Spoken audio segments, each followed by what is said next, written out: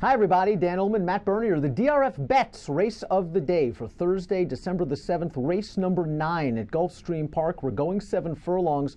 Let's take a look at this field. And, Matt, it's a pretty salty group because 6 of the 8 horses in this race have earned some sort of black type in their careers. It's a strong bunch. Yeah, the question now is which horses are actually in good enough form to win in a spot like this. And the other question is from a pace dynamic. I think some of the horses that are going to be coming from well out of it, they might be up against it a little bit. Remember that free Formulator Pass performances for this race available on the Race of the Day event page on DRF.com. Of course, this is the DRF Bets Race of the Day. If you sign up right now to DRF Bets, you know the drill.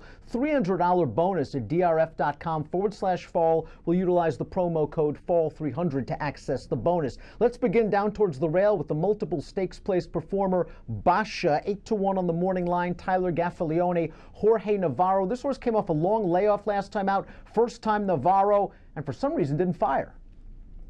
Yeah, it didn't do a heck of a lot of running. You look, the 5th and 7th place finishers, they were next out winners, but the buyers were light. 9th place runner came back to do some decent running with an 84 buyer. I suppose there's a scenario where, from a time form standpoint, if you get back to some of those runs as an early 3-year-old, this horse is competitive based on its race.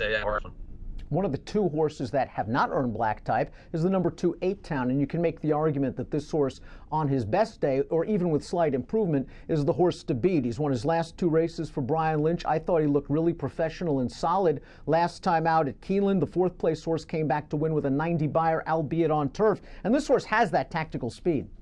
Yeah, and that's a major key for this race. Not only did the horse look good at Keeneland and 2 back break in the maiden at Belmont, but that early tactical speed that could be in here aggressive and establish some sort of early position. 3 is Catholic Cowboy, winner of the Sunshine Millions, or ran in the Sunshine Millions class, winner of the Claiming Crown Jewel back in 2014. This is the first time the old boy's in for a tag, but it is a double drop. Coming out of the 80,000 non-winners of 3 other than optional into this race, the non-winners of 2 other than 50 Gs. I don't know. Is he a late running sprinter? Is he compromised by the pace? Is it all over? He did face tough horses last time. I think it's just a combination of all of that, where I'm not sure he's going to get the pace that he needs to run at. I don't know what kind of form he's in right now. And like you made mention, I mean, that was basically his first start in 11 months, so I can give him the benefit of the doubt that he's going to move forward. But it's been a long time between drinks for Catholic Cowboy, and I always wondered, I mean, it feels like he's just been better going longer. I don't like him in here. Runner-up in that last race, Storm Advisory, came back to be stakes placed at Churchill Downs in the bet on Sunshine, 75 buyer. 3rd horse came back to run 3rd at Keeneland, but buyer went way up to 87. Saucy Don is next. We're going to take a look at the Timeform US pace projector for this race. Our friends at Timeform US do not believe the pace will be fast. They do believe that the 4 Saucy Don is going to be on the lead. Saucy Don, a multiple stakes winning New Jersey bred. I thought his last race a little bit better than it looks on paper. Yeah, especially when you consider the pace early on. I thought, all things considered, it was far from offensive. Let's put it that way. I'm just kind of looking at it saying, I got to go back to 2015 to find a winning race from him. And I know he's run well, and I know he's run figs that make him competitive in here. I also wonder, I know the pace projector has him outright on the lead. It seems like he's done most of his better running sitting just off of it. And if that's the case, I wonder if Nick Juarez just takes the initiative with the 2 and goes on with it and says, come and catch me. Only finished a length last time behind Chivarelli, who came back to pop a big 98 buyer speed figure in a $50,000 selling event at Aqueduct. The number 5, Griff, poor Griff. Griff looked like he was on his way when he won the City of Laurel Stakes from way off the pace with a 103 buyer speed figure, and then he was away for a year and a half, and things just haven't gone right since then. Griff, though, last time out ran an okay second to Gulfstream West. Cautious Giant won that race, came back to win the Rapid Transit, one of the Claiming Crown races, with an 81 buyer, but this is another horse that might be compromised if that pace projector is correct.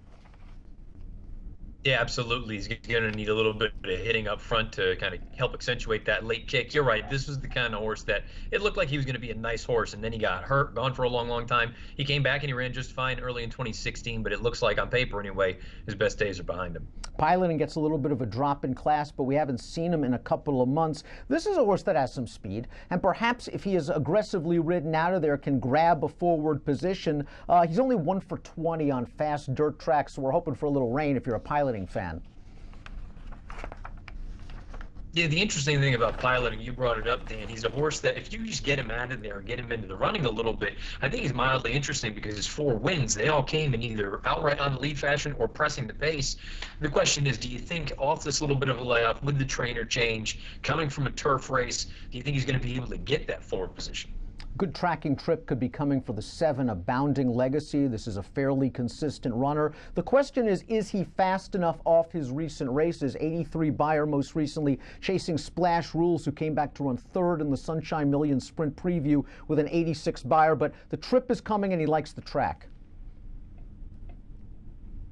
Yeah, he does like the track, like you say, 6 of 19 lifetime. I question a little bit. You look, he's 1 for 1 over a wet track. That was his most recent win that came earlier this year. I look at the recent form and say, if some of these other horses take a step forward or find what they once were, I don't think Abounding Legacy is good enough right now. Vencedor, the number 9, is a horse who has really improved in recent races, but those races have come at Gulfstream West. And I'm wondering if he's sort of a horse for course there. 0 for 12 lifetime at Gulfstream, but he is in good form. Yeah, and you made mention, even go back to those first 2 lifetime starts, Gulfstream West, his best runs have come over there. Makes me wonder if, one, he just doesn't appreciate this racetrack. He's 0 for 12 at real Gulfstream.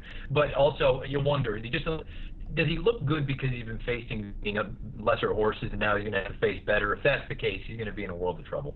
Let's take a look at our top picks for the Thursday race of the day, race number 9. We're both going with 8 Town. We both like the fact that he's lightly raced. We both like the fact that he is sharp. There are no questions about his form, and he can get a good trip. He's 5 to 2 on the line. Why is it that something tells me he's something to 5 at post time? Oh, I agree 100%. I think it's just one of those instances where when we look at it, not maybe from a class standpoint, he still needs to prove it, but you watch him visually, he's as professional as it gets. I kind of felt like Robbie Alvarado only did what he needed to do in that Keeneland race most recently. And then we talked about the pace situation where he's going to have an advantageous situation. Maybe he doesn't go out right to the front, but he's certainly going to sit at the catbird seat. I just think there's a lot to like about this horse other than the price. Matt likes 8 Town, the number 2. I like 8 Town, the number 2. I'll try to maybe get a 2-8 exacta with Vencedor coming from off of the pace. If you are playing the Thursday Gulfstream card from home, once again, DRF Bets offers you a $300 sign-up bonus, and all you have to do is go to drf.com/fall, use the promo code FALL300. Approximate post time for the 9th at Gulfstream on Thursday, 4:37 Eastern. Good luck.